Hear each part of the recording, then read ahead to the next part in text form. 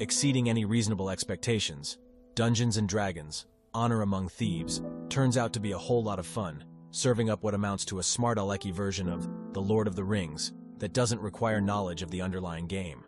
Employing ample special effects wizardry in the service of what's basically a comedy is a bold stroke, but even if it takes a little too long to play, this lighthearted adventure looks like a winner. The film marks a step up in budget for game night, directing team Jonathan Goldstein and John Francis Daly, who share screenplay credit with Michael Gillio.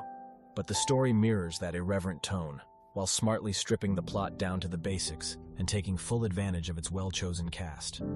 Edgin, Chris Pine, and the fearsome Holga, Michelle Rodriguez, are a pair of thieves, having stumbled into that line of work to raise his daughter, Chloe Coleman, also seen in the recent release 65, before the pair get tossed into prison for grand larceny and skullduggery. When they finally escape, the pair find the girl in the clutches of their former colleague Forge, Hugh Grant, who has aligned himself with a mysterious and deadly wizard, Daisy Head, and assumed control of a powerful castle. Edgin and Holga must thus embark on a quest in order to get the girl back, enlisting the help of a not-too-talented wizard, Simon, Justice Smith, and the shape-shifting Doric, It star Sophia Lillis, fighting off a series of threats as they seek the means of breaking into the castle to retrieve the kid.